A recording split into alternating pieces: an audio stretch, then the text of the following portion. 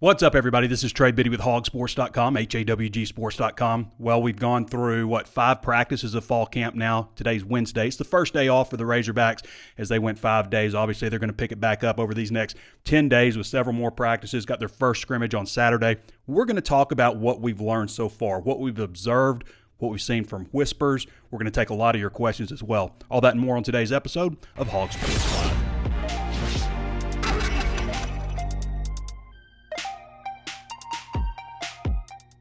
Before we get started, I'd like to mention how to watch. Obviously, you can watch this show on Facebook Live and be one of 90,000 Razorback fans to follow the page if you haven't done so already. Also available on YouTube. We upload it to YouTube immediately after this. Like, share, follow, comment, do all of those things. If you haven't subscribed to the show, take a moment to do so. Also available on Apple Podcasts. If you haven't thrown us a 5-star review on Apple Podcasts, we certainly would love to have that. Let other people know what to think of the show. If you enjoy it, share it with your papa. As I always say, he doesn't have internet. He doesn't know about the show. Let him watch it on your phone or something. All right, everybody. I want to jump right into this. By the way, looking at the Bet Saracen app earlier today, there's 2 ways to bet on Arkansas's win total: 6.5 and 7.5. And obviously, if you 7.5 is different kind of odds. But 2 ways to bet on Arkansas's win total on Bet Saracen, the Bet Saracen app. I like them over 6.5. I just think that's an easy one based on what I've seen so far. I like them over. Now, don't come to me if something goes wrong and say, "Hey, you owe me money." I'm not saying that. I'm just saying, for me personally, my observation, if I'm going to do it, I like the over right now, 6.5. I don't hate 7.5, just based on what I've seen. The vibe in the locker room, I want to talk about that first, the culture you see. And you don't always see all of that out on the field during practice and stuff. Obviously, they're going to be out there working. But, the inner workings of the locker room, just the things that you hear, the whispers that you hear here and there. My experience is talking with Ben Souders also. I just think it's a different dynamic. We go back when the transfer portal occurred, and we watch over 24 players enter the transfer portal. The strength staff, nutrition staff, the whole staff is fired immediately. Basically immediately after they got off the plane. I've never seen a strength staff fired at Arkansas. It's never happened before. And to me, that lends more to than they weren't able to keep their strength or endurance throughout the season. I just think there's more to it than that. I've never seen it happen. I mean, going back, I've been covering Arkansas for 20 years, going back to Don Decker with Houston Nutt, going back to Jason Veltkamp with Bobby Petrino, Ben Herbert, another guy that I really liked, who's at Michigan now with Brett Bielema. I mean, so on and so forth. Everybody has been at Arkansas throughout, the whole time with the coach. So I think that's a pretty unique situation. You just don't see that very often. And that brings me to Ben Souders.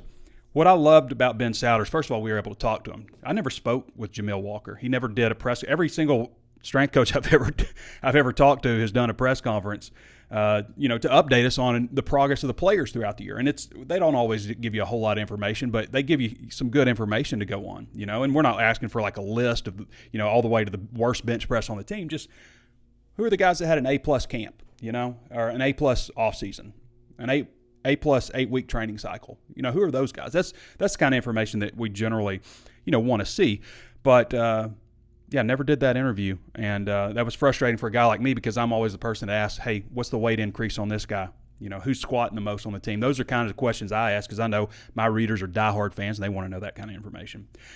So when Ben Souders came in there, it almost brought a tear to my eye of the information. George Carlin used to say, the late George Carlin used to say, if you go up and ask somebody a question like, hey, how does this work? How does I don't understand this. And they'll go, well, it's complicated. It's difficult to explain. That person probably doesn't really know what they're talking about. But if you go up to somebody and they're like, oh, yeah, it's the easiest thing in the world. Let me show you real quick. Here, all you got to do is this, That's the impression I got from Ben Souders. Just overflowing with information. I'd ask him a question, and he'd just keep going, giving us information. So a lot of great stuff out of summer workouts from Ben Souders. Just the people that I've heard. I'm not saying, again, that Arkansas had, per se, a culture problem, but I will say if you don't have a great culture in team sports, then that's a bad culture. Okay, and I feel like Arkansas was experiencing a little bit of that. I'm not saying pointing any fingers, anything. I'm just saying Ben Souders, from what I've been told, is kind of a cultural solution for Arkansas. in a lot of ways. These strength coaches, nutrition staff, all these people, these are the people that spend probably more time with the athletes than any other coach on the staff. That's why they get paid, and justifiably, relative to the other coaches on the staff, they get paid pretty well. I think he's making like $300,000 a year. Pretty good salary. But these guys spend, they know these players' sleep cycles. They know what they're putting in their bodies. They know where they need to gain and what they need to lose. They know personal information probably more than anybody else on the staff because they interact with them constantly. So this is kind of Ted Lasso thought, but it's not so much from what I'm hearing that players are rallying around Ben Souders. It's that they're rallying around the environment that he's created. It's not about him. It's about the Razorbacks. I know that's very Ted Lasso. My neighbors decided to start mowing right when I started the video, so we're going to hear that. I hope you guys aren't annoyed by that. But, it just started right after I hit go. So anyway, those are a few of my thoughts on just kind of the overall culture change that I've seen at Arkansas. Roster-wise, guys, individually, when I look at this roster, when I look at the roster, I'm not saying the team per se. I'm saying the roster. It's as good a looking a roster as I've seen. And I felt like that last year also. And a big reason I felt last year was mainly because of the starting 22 that they rolled out. This is as deep a team as I've ever seen. Last year was maybe the best looking starting 22. And, I think this team may trump that also. But last year opened a lot of eyes up to teams all across the country on the transfer portal and how much it could impact your team. Now, you have to understand when I say, this is the best-looking roster, the deepest roster that I've seen in 20 years covering Arkansas, you have to understand also that Ole Miss added 27 transfers. Auburn added 22 transfers. LSU added 14 transfers. Everybody's able to boost the quality of their roster. It's a different landscape in college football. You take this team that they have now and put it back in 2018 and playing that schedule, they might have won 11 games or more. Just because the landscape is so much different, you're not relying on true freshmen. Heck, you're not even relying on that many redshirt freshmen or sophomores. Think about the class of 2022. It's a pretty good class, but, Quincy McAdoo started the last few games on that team. And on the 2022 team as a true freshman. He's out this year, obviously, with an injury stemming from a car accident. But you're looking at Patrick Kudus starting at right tackle. And who else? You're looking at Isaiah Satania out of that whole class because you're able to add so many veteran players who have so much experience. So when I look at this roster individually, and we'll see how it comes together as a team, and we'll see what everybody else has. I'm just saying this team, compared to past Razorback teams, looks pretty damn good. It looks pretty solid from a personnel standpoint in depth. And it starts on the defensive line for me. I've said many times, 9 seniors. One 300-pound guy after another. I'm watching these guys, do the drill where they're on their belly and, they hop up and they shuffle over the dummies and then they run to a spot. And it's just like one 300-pound guy after another. Just like it never seems to end.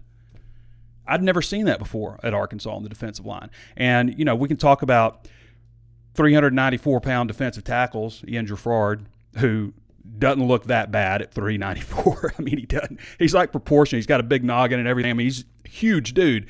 And then, you've got Tank Booker, who's 351. You've got Eric Gregory, he goes like 319. You've got,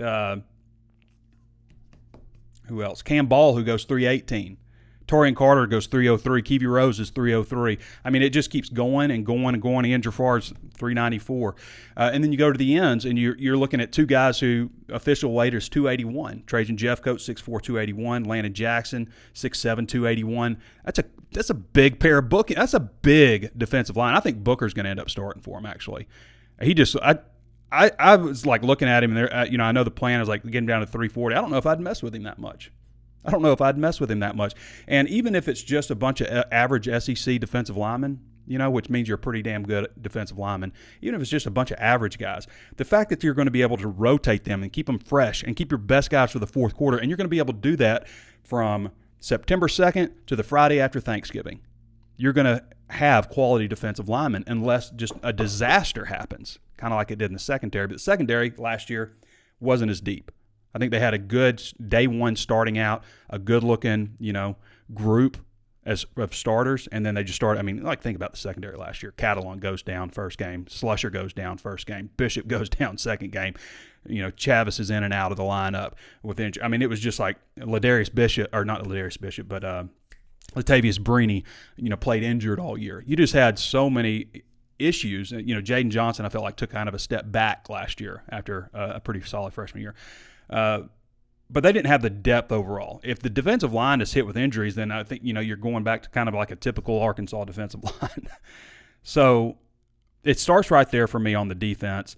I love the new coaches, especially, all of them, but I really like Marcus Woodson. I've said that plenty of times. I just think the guy's a hell of a recruiter. I think he just resonates with the players. Big fan. So linebacker, I think they could probably – it's hard. You're not going to replace Drew Sanders. The guy's a freak.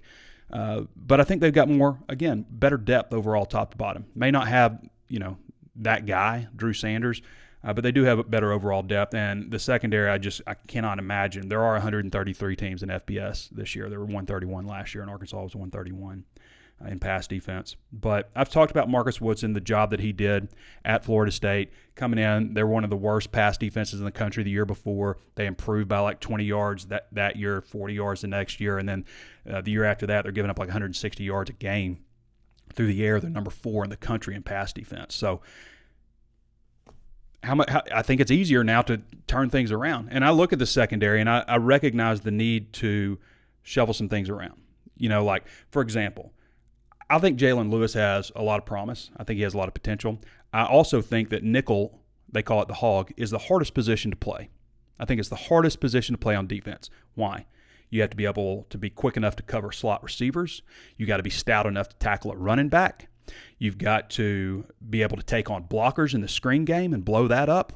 You got to be savvy. I mean, you got to be able to read stuff at that position.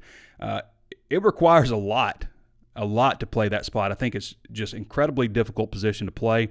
A lot of times you could be the conflict defender where the RPO game, whatever they decide to do, is based on what you're doing, depending on, how you guys are lined up. So it's a difficult position to play, and I think Jalen Lewis has a future. Do I think he's one of the 5 best defensive backs on the team? Not today. Not today. He's not. And that brings me to Snacks Johnson. Now, I think Snacks is one of their 2 best cornerbacks probably right now. But I also really like what I'm seeing from Jaheim Singletary. Like a lot. I like it a lot. 6'2", even though he's, McGlothern's 6'2" too, but I feel like Singletary's a little taller. I think he might have the quickest feet out of all the guys too. I mean, the guy is really impressive. I can't wait. Like when they're doing, drills, and they're like, change of direction, like the speed at which he moves, from that moment, like, is explosive. Like, this guy is a former 5-star recruit for a reason. McGlothern, I think he'll take another step forward this year.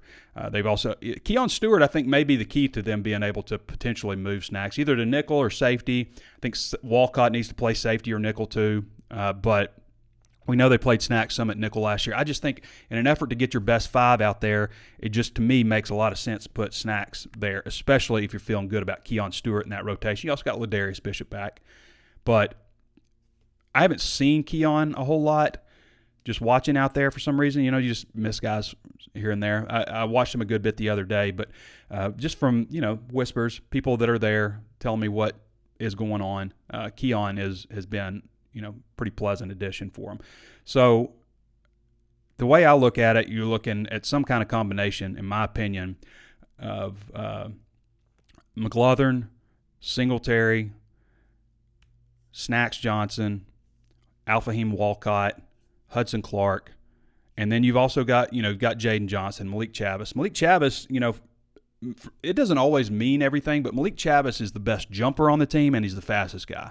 I know when Ben Souter said that the other day, like that he was one of the 5 guys that had hit 22 miles an hour, I know there were a lot of people that are like, I think he must have got him confused. No, Malik Chavis, 6'2", 194. He's a 40-inch vertical guy. I was able to get that information out of the summer workouts. There's an article on HawgSports, a VIP article, but there's an article. Hey, if you signed up for the 60% off or the 75% off deal, either way, you got a great deal. I think you're realizing that. We published almost 80 articles over 8 days at HawgSports. So, and a lot of that is VIP stuff that you can't get for free. A lot of the stuff like comes out of press conferences. Like you'll see us post some free articles and stuff. A lot of that stuff is stuff that comes out of press conferences. Other news outlets are putting that stuff out there too. I also do a lot of opinion stuff, a lot of editorial, a lot of breakdowns, individual positions, individual players, comparing them to other players on the team, players in the past, just giving kind of, and also the insight that I have that a lot of other people don't have. Not just going to practices, but also talking to people from the inside. And so, yeah, all that stuff's at HawgSports. But, just from, some of those things, I think that there's a couple of moves that maybe we'll see when they come back from the 1 day break. Also, this show is it's just difficult. Like, there's no time. Like, I look up and the day is gone. Because we've got practice in the morning, which has been fantastic. I love the morning practice. It's been cool. It's been great. Actually, like, to be able to spend time with my family in the evening, it's been actually good because August is usually, they don't see me. But, from everything that we've seen so far, I think that we'll see them come back from that break and maybe shift some things here and there, So I have not seen them run like a 2 tight end set or a 2 running back set, and we saw that very early often in the spring. And I'm not saying they haven't done that. I'm sure they have. But what I do see from the offense, they run a drill called 2-on-2 slot cover, where it's basically just one side of the field, 2 defensive backs, 2 wide receivers. There's a lot of combo routes, a lot of rubs, screens, whatever you want to call them, if you're offense or defense, but a lot of those kinds of things. And those have been really interesting battles to watch. Really interesting because one day the offense will win, one day the defense. Like day one, everybody's talking Andrew Armstrong, unstoppable. I mean, he just took Snacks lunch all day. And the next day, it was all Snacks.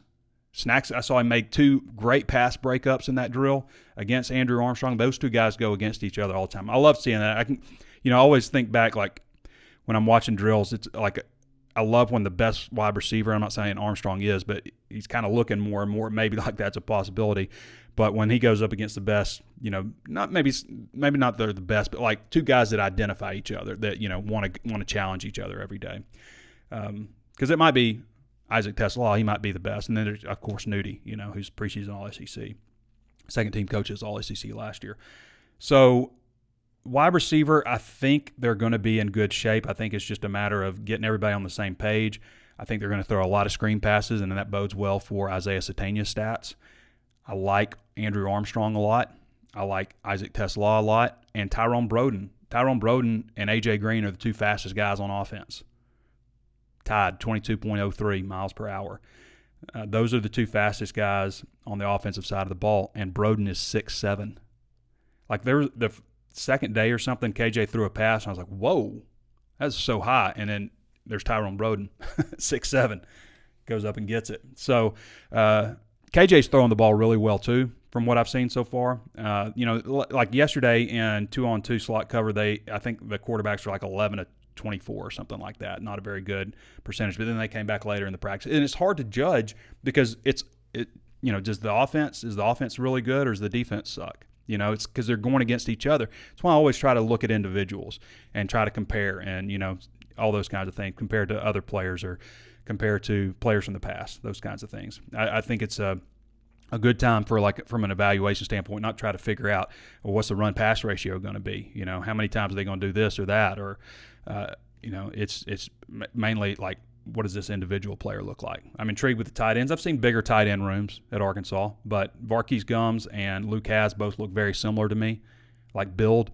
I think Gums probably wears a little shorter pant leg, just more of a torso guy, which is kind of a good thing. If you're a tight end, you want to have a longer torso. If you're a defensive end, if you're an offensive tackle, shorter legs, definitely is, more prototypically desirable, I guess. But I like the tight end room in terms of pass catchers. I just think they add an extra dimension as far as receiving threats. I'm anxious to see, what they look like with those 2 guys. I think it'll be Haas and Gums out there together. Easter has a really high ceiling too. I mean, that guy is ultra talented, super fast also. And you've got some guys that can block and backs and Francis Sherman. The offensive line, really encouraged with what I've seen from Devon Manuel so far. He looks like he's added a little bit more weight. I didn't know, guys. I just knew he was thin, but apparently he was down to 282 in the spring. Like, this dude came in at 390. Can you imagine? I mean, that's like carrying a small woman on your back all day and then losing it over the – I mean, and I've always said I love the idea of bringing in big, heavy – not that there's just one way, because Frank Ragnow was, 270-something. Ricky Stromberg was like 260-something when he came in. They packed weight on those guys. But I love, the idea of bringing in a guy that's, maybe overweight, been carrying too much weight, and then you shed that. You got to feel lighter on your feet, right? You got to feel – I mean, I can look at Devon Manuel's calves and see, like, this guy's been carrying a lot of weight in his life. I just imagine he feels so much lighter. But, like, I think Devon Manuel's going to end up being like a staple left tackle for them over the next few years. Like, maybe a guy who's next level. He's 6'9", 310. I mean, it's not like he doesn't have the size, the genetics. So, but from what I'm hearing also, they're really pleased with him. Patrick Kudus on the other side would be the other, question mark. The tackles are obviously a question mark because they don't have a lot of experience. Kudus is coming along. He's still got 20 practices or so left before the first game. But, yeah, 25 practices in 29 days, so he's got 5 left. But the thing you have to remember about Kudus is he is extremely young. He is 18 years old still for a few more days. There are players who are true freshmen on this team who came in the class of 2023 who are older than Patrick Kudus. There's like 5 or 6 of them who are 19 already. There are players in his own class, in the class of 2022, who are already 20 years old, and Kudus is still 18. So he's the youngest second-year player on the team. So he's extremely young, and that obviously is encouraging because, I mean, the guy even contributed last year as a freshman. He was 17 years old this time last year. So Patrick Kudus coming along, probably the 5th best offensive lineman right now just because of his inexperience overall. But he'll continue to get better. He was a guy that we heard right when he came into the program that this is a guy, to keep an eye on. So the rest of the guys, Joshua Braun, I don't know that he's being challenged in there right now. I don't know that any of the, Latham, Limmer, it doesn't feel like any of those guys are being really challenged right now. Obviously, you got KJ back throwing the ball well. I think Jacoby Criswell, having him makes you feel a whole hell of a lot better about not only this year if something were to happen to KJ, but also the future. Guy can really sling it. Probably got the best velocity. Probably the most consistent spiral on the team out of all the quarterbacks, including KJ. Rocket Sanders back. Dominic Johnson looks in a lot better shape right now. Like last year, he came in 3 weeks late. He missed, fall camp. He came in 3 weeks late, and to me, looked kind of chunky. He's listed at the same weight, but the weight's moved around. I talked to him about that a little bit the other day. He came in for the press conference. But he's looking good. Rashad DeBinion's in next level shape from where he was last year. And we'll see on A.J. Green. You'd like to think he takes another step forward also. And we talked about the wide receivers. I think we covered everybody, just kind of an overview. Cam Little's back. Eli Stein's back as snapper. And can Max Fletcher get consistent? Because last year he was not. I know that he has the leg. It's just, can he be consistent? And then, there's the return game. Isaiah Satania looking like a guy that could possibly move in there at kick return and replace A.J. Green. I've said plenty of times before, when you go back to 2010 and they outlawed wedge blocking, and then a few years after, I think maybe 2013, they moved the ball from the 30 to 35. So more balls go into the end zone, and then they did the fair. Everything they have done has been to discourage you returning kickoffs. I don't want to see Arkansas return any kickoffs. I mean, even if it lands at the 10, a lot of times the reason is that because they sky kicked it and the coverage team gets down there soon.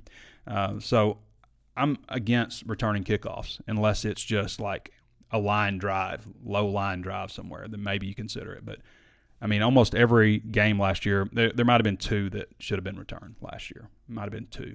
So, all right. Should we go to some questions?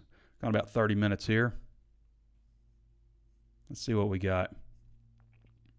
Again, I like this roster compared, and people will confuse all of this stuff. And I said the same thing kind of last year. But in last year's team, the difference between last year's team being like celebrated and being like, oh, that's a major step back is, you lost KJ for 2 games and you lost 4 games by combined, 10 points? I mean, you had a few games you lost by 2 points, So the thing with 2021, when in their close games, they split them. They won 2, they lost 2. Last year, they just lost all the close games, and you won 7 games instead of 9 games, and you're not ranked in the top 25. So that's That's kind of the difference. But again, don't misunderstand what I'm saying. I'm saying this Arkansas team compared to last year's team, compared to pretty much any team that I've covered in 20 years, when you talk about overall depth, is better looking. Man 1 through 85 is undoubtedly better looking than any team that I've covered. They just are. And a lot of it starts with that defensive line. I'm just thinking, man, these guys, it's a big veteran group, 9 seniors.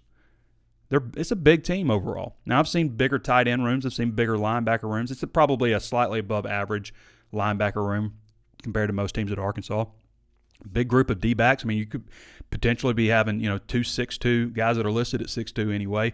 Cornerbacks, I mean, to me, it's a big team. It's a veteran team. Now, they may not all be veterans because of what they did at Arkansas, but I think all 18 of those transfer additions are going to play a role in this team. And that's what's so exciting about football now with the transfer portal. And I know people, they're traditionalists and stuff, but like for Arkansas, the transfer portal NIL has been a good thing. But, I mean, to be able to go out there in the spring and there's so many new faces, and then go back out, to fall camp and there's like 20 more new faces. And not just new faces. We're not just like looking at a bunch of freshmen, like which of these guys are going to contribute. It's guys that have played college football, guys that are veterans, new seniors. It's just unique. It's different. I mean, like to go into a college football season and a significant portion of your roster is guys who have never played for you that are going to play a major role. And it's not because, you got to play a freshman. It's like you've brought in a senior who did really good things at his last stop. Just different era. So, yes, I like Arkansas compared to past teams. Do I like Arkansas compared to the rest of the SEC? I don't know yet. Again, a lot of these teams have added a ton of transfers, and they're able to hit the portal just like Arkansas is. Bill Rich says, good morning from Texarkana. I'm really looking forward to seeing how Texarkana's own Landon Jackson does and the extra weight he's added since the bowl game last year. 40 pounds is a lot of weight. Keep up the great job. I'm anxious too. Landon was – 85% of his weight. He was 238, he's 283, something like that. He was 3/4 speed because he was coming off the ACL. I think the work that Landon has done against Devon Manuel, those two guys playing off each other, is going to really help those two guys because they work each other a lot. Adrian Jones says, I was wondering if the embarrassing loss to Liberty led to the firing of the strength and conditioning staff. Well, I think it was just an overarching thing. I think that they wanted a little bit better camaraderie overall with the program. And I think I'm not saying that it was a toxic culture or anything like that. That's not what I'm saying. I'm just saying it could have been improved. And I think that was part of it. And I think that, and I'm not just pointing fingers to the strength staff. There's a lot of, we watched 24 players leave here. We watched, coaches leave. And I don't want to point fingers to anybody because I don't like. It's hard to talk about the present without talking about the past. But to me, there's that aspect of it, and I think these guys just weren't. Look at how bad they were when they got inside the 20 or when they were in short yardage. This offensive line was supposed to be a team strength last year, and it's 4th and 1, and they can't get it with a 245-pound quarterback. That to me says like there are some issues, and I don't think that you fire your strength staff the day after the Missouri game unless you're trying to send a message. Brian Malone says, who appears to be KJ's backup at this point? I would say, without a doubt, Jacoby Criswell. I think Jacoby Criswell is a future starter. Now, Malachi Singleton is coming along too. He's not there yet. But, some of the things that you hear about Malachi from the receivers yesterday, Isaiah Satania, Andrew Armstrong, is that one day they think he could be running 22 miles an hour. Like, he's very fast. And he's got a good arm.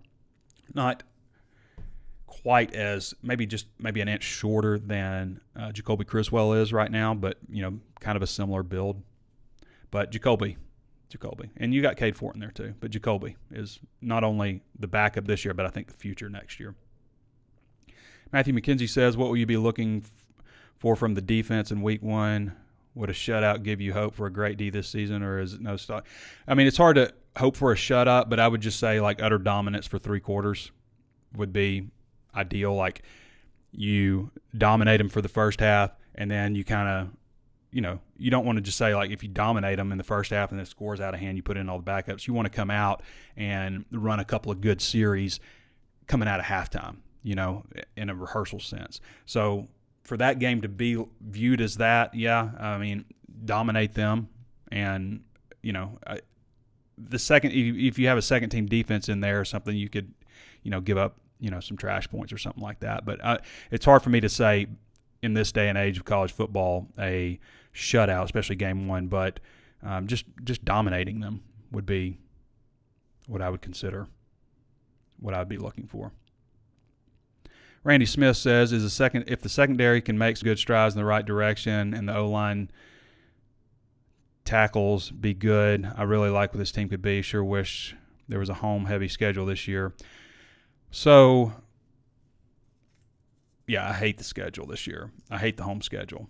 I mean, I've talked about that plenty of times. So, I mean, if you watch the show, you've heard me talk about it a lot. Gerard, but I'll say this, like, if they can get that 4-game stretch there, like the game in Baton Rouge is always going to be tough. I've seen them go to Baton Rouge before and win. They played LSU very tough here last year without KJ. Just couldn't put up any points. But, that Texas A&M game's pivotal. Ole Miss is pivotal. I think that they could probably do some damage on Ole Miss. I don't think that they have a lot of depth, even with guys, this is a great podcast, so this is a recommendation. Cover 3 with Bud Elliott. He does what's called summer school.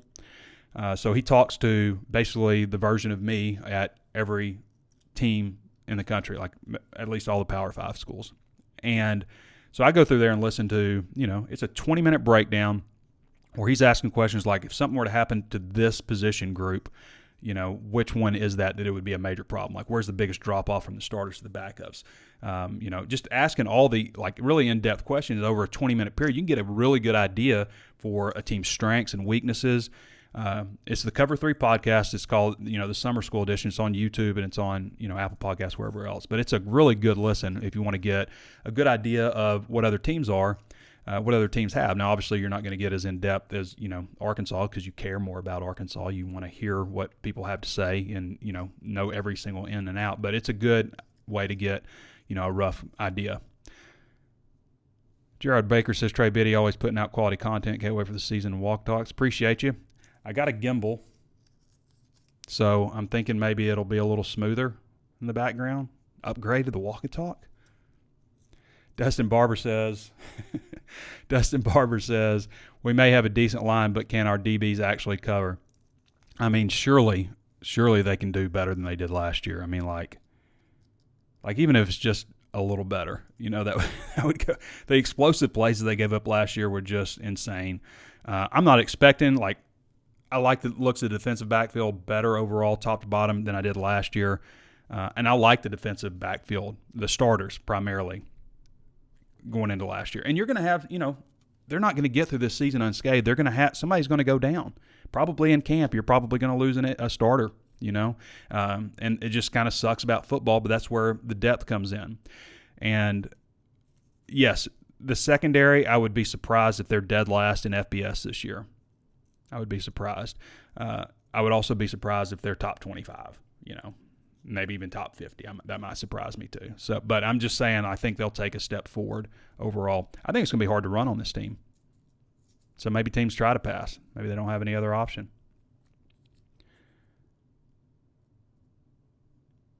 Whitcow, who says our linebackers are so short, small, though, this year, are you concerned? I wouldn't say short and small. I mean, so Pupal, 6'1", 233. Jaheim Thomas, 6'4", 240. Antonio Greer, I think, is listed at 6'1", 230. I might say he's more close to 6 foot. Manny Powell is 6'3", 230-something. Jordan Crook is listed at 6 foot. I might give Jordan Crook about 5'11", 220-something. So Carson Dean, probably 6'4", 230-something. So I think it's a slightly, compared to usual years at Arkansas, I would say it's a slightly taller group. Now, Grant Morgan was probably 5'11", and was pretty good. So, you'd love to have everybody Drew Sanders size, but that's just There's not a lot of guys out there like that. So I think they're going to be okay at linebacker. I don't know that they'll be quite as good as last year, but possibly because there's some unknowns. They certainly have a lot of candidates there. It's a deeper top to bottom linebacker room than I think I've covered at Arkansas. Like the past few years, it's been, they've been pretty steady, 3-guy rotation. Last year it was Bumper, Pooh, and Drew Sanders, and the year before that it was a 3-man rotation. There have been years where it's just like they've got 2 linebackers, and they got to play the whole game and they're sucking wind at the end of the game. I don't think that's going to be the case this year, but is the top end talent as good as it was last year? Maybe not. Maybe not. I mean, there's not a 3rd-round NFL draft pick, I don't know, on this team.